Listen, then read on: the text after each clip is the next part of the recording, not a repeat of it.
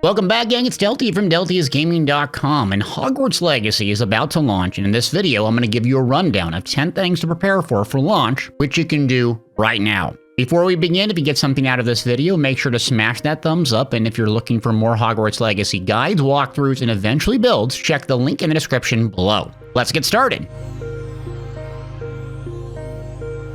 Number 10 is up first, and that's Get Sorted. The sorting ceremony at Hogwarts Legacy is how the school places all new students into one of 4 respective houses: Gryffindor, Slytherin, Ravenclaw, and Hufflepuff. Each house has their own particular house colors as well as representative animal mascot. Once the game launches, you'll get a quest quite early on for the sorting ceremony, but why wait? On the Wizarding World's official website, link in the description below, you can start playing an engaging minigame right now that will determine your Hogwarts Legacy house prior to launch and do the sorting ceremony early. If you link your Warner Brothers game account and the Wizarding World site connected, your house can be transferred into the upcoming Hogwarts Legacy game. But that's not all. You'll receive 2 cosmetic items to wear in-game as well. It's quite easy to link your account, wizardingworld.com. You start and sign up there, and then you create a Warner Brother Games account. So you're going to do the sorting ceremony, you'll get a code, you'll link these accounts in the Connections tab, and that's it. You're all done. And now all you need to do is wait for the game to release.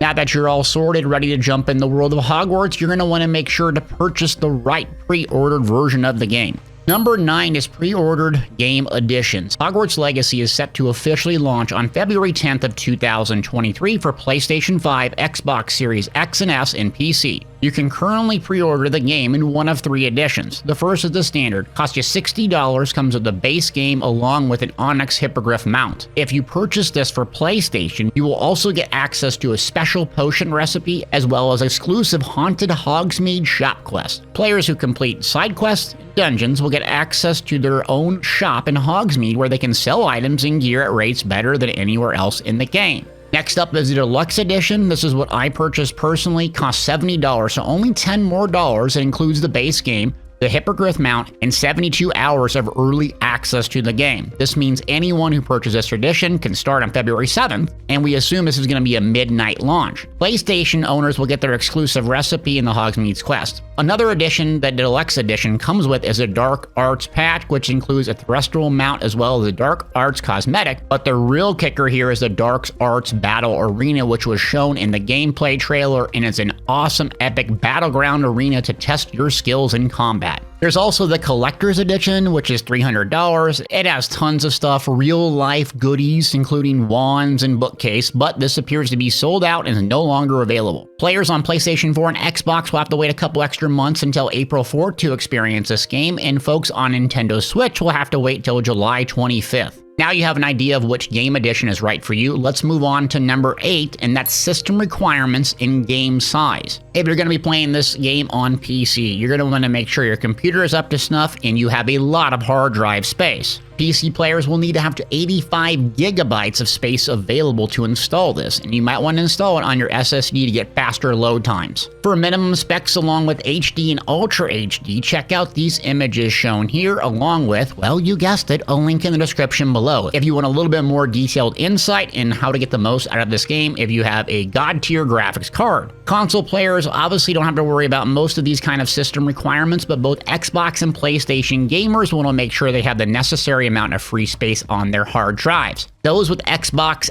Series X are going to need at least 77 gigs of free space, while loading the game on an Xbox Series S will require 50 gigs of free space. At the time of this video, the exact space requirement for PlayStation 5 has not been released, but it's probably safe to assume anywhere from 75 to 85 gigs of space on the hard drive, considering you have an extra quest and a little bit extra data. Now that you got that out of the way, you're ready to go, your system's up to date, let's move on to number 7, and that's preloading the game. In anticipation of the game with such a large files, it's really important that players on all platforms have the opportunity to download the game early, get ready to go launch day. We're in the final countdown for Hogwarts Legacy, and while the game's official release set for February 10th, I mentioned you can get 72 hours early access and start on February 7th. You're already able to preload the game on Xbox Series S, and that's pretty much the only platform as of the making of this video right now where you can do so, but I imagine PlayStation 5 and PC versions will follow suit very, very quickly. So if you order this on PlayStation or you order this on PC and Steam, keep your eyes out and make sure you download because it's a big one. Moving on, we're going to talk about game basics and number 6. So there's been a lot of speculation about Hogwarts Legacy in the months approaching to its release. One of the most often asked questions I see is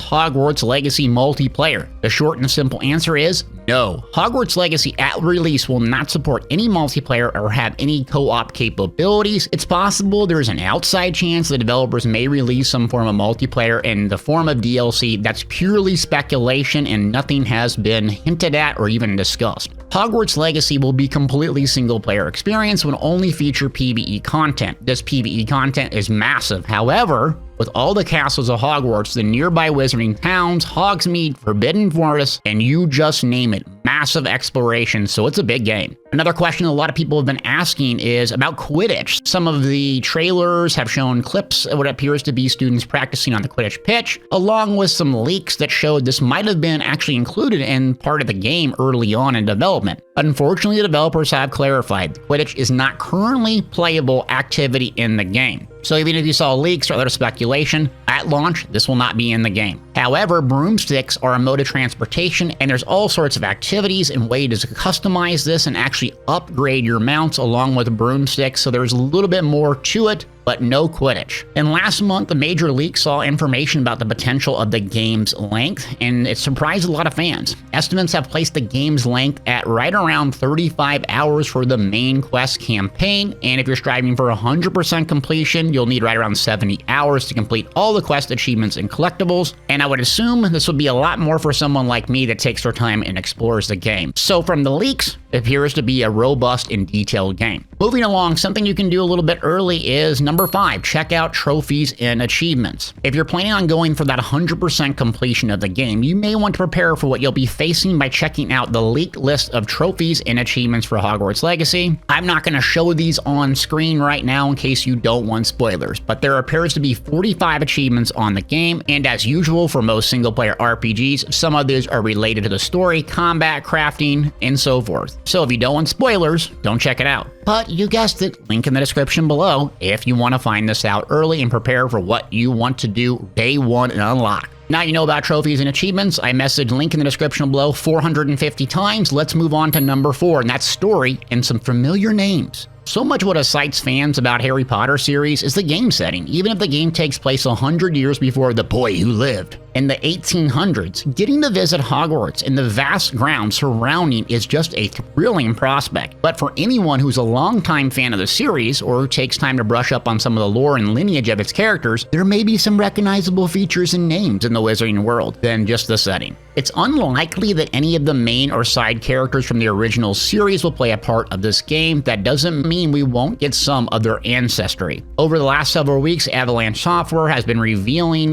the names and lineages of many of Hogwarts professors and who you will get to meet in the game. And there are a few that many Harry Potter fans will recognize from the books. Matilda Weasley is a kindly looking older lady with red auburn hair. Her future family will be known for the ginger hair color. I can say that, I'm a ginger. Though her exact relationship to the future Ron Weasley family is not currently known, there can be no doubt that she will have some connection to them. In Hogwarts Legacy, Professor Weasley is the school's transfiguration professor and also serves as much respected deputy headmistress. Another recognizable character in the game will be Headmaster Phineas Black. I think I said that right. Phineas is the great-great-grandfather of Harry's godfather, Sirius Black, and is notoriously one of Hogwarts' least popular headmasters. Maybe ever. Fans will get to see himself in action before he becomes a cranky and sarcastic portrait, providing reluctant assistance to Dumbledore in Harry Potter 100 years later. There's also some other familiar faces floating around. Nearly headless Nick in Gryffindor has been seen in some of the trailers and some of the footage, and also Professor Binns is already putting students to sleep in History of Magic classes. And Peeves has popped up from time to time on a recent live stream, causing troubles for some unfortunate students. So a lot of familiar faces that really will make Hogwarts Legacy and Hogwarts Castle itself feel somewhat familiar. Now we're ready to prepare for something else, and that's number 3, the classes in the game. School isn't always as enjoyable experience for students. I know this from my high school days. But in this world, you get the opportunity to practice magic and learn spells. Students will be able to attend all of the most important standard classes at Hogwarts, including Charms, Defense Against the Dark Arts, Potions, Herbology, along with several others, and attending class is likely the primary way you will unlock and or learn spells, potion recipes, as well as how you may level up your character's proficiencies in them. This is going to be a vital part of the game, and you need to be familiar with it.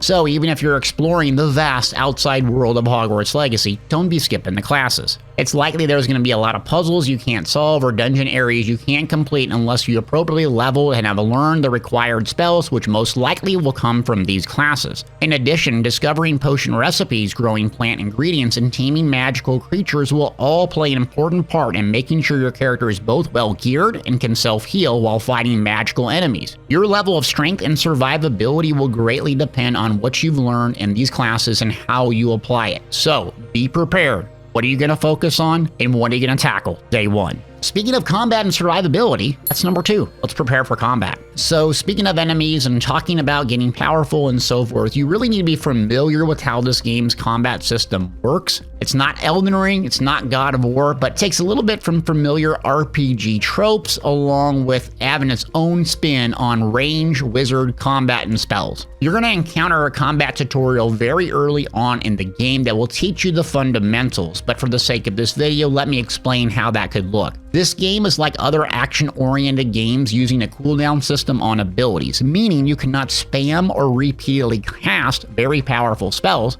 It takes time to fully recharge them, and you can see this in the UI as they sort of fill up on your screen. Your character will be able to swap specific abilities and spells on the fly with the D-pad or some other means on PC. From watching the footage, it seems the UI and combat emphasize the use of controller, so if you have an extra or you're able to purchase one, you might want to hook it up, because this control system might be very clunky on PC as it's heavily favored for PlayStation, which a lot of the footage and the pre-orders give you a bonus. The core combat in Hogwarts Legacy centers around casting spells along with attack weaving or using a basic attack to get combos going. The more weaving and putting in consecutive attacks, the better. The UI and system even has ancient magic, which acts like a super or ultimate ability per se from other games, essentially something super powerful that you can cast after a while in combat under certain conditions. There's also combat arenas, one we mentioned earlier, the Dark Arts Combat Arena, which is for the Deluxe Edition, showing just how compelling and nuanced the combat can be. While the game's core will be centered around storytelling and exploration, combat seems to have some depth along with gear and build crafting, so be aware this doesn't appear to be a walk-in-the-park Harry Potter clone, nor does it appear to be something as dramatic as per se as Elden Ring, but somewhere in between, so you're gonna have to brush up and get used to the combat in the game. Moving on to our number 1, which is, I think the most important thing, is kind of determining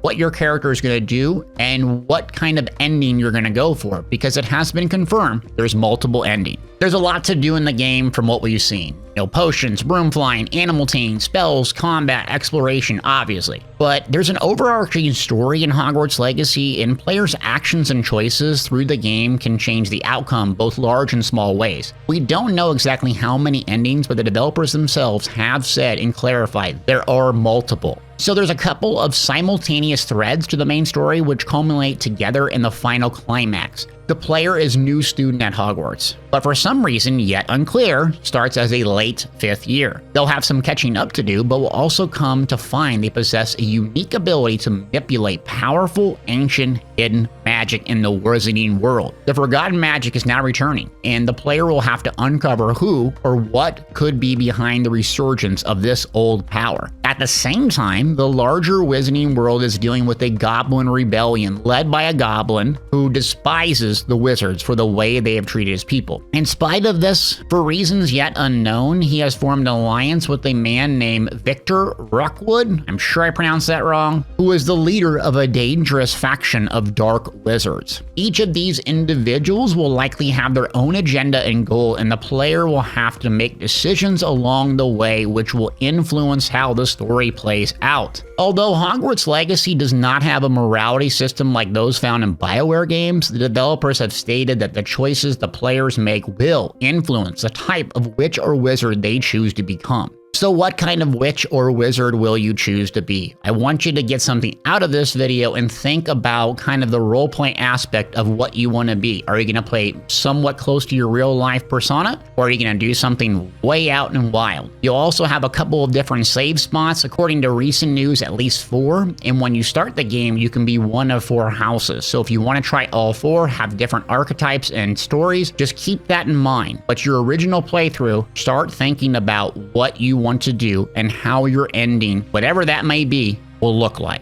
That's a video all. Thanks for watching, and make sure to smash that thumbs up and check the links below. Last time I say that, for all the greatest Hogwarts Legacy posts. And if you want to watch this game live, make sure to stop by twitch.tv/Deltiasgaming, where my mom claims I'm the best streamer alive. Thanks for watching.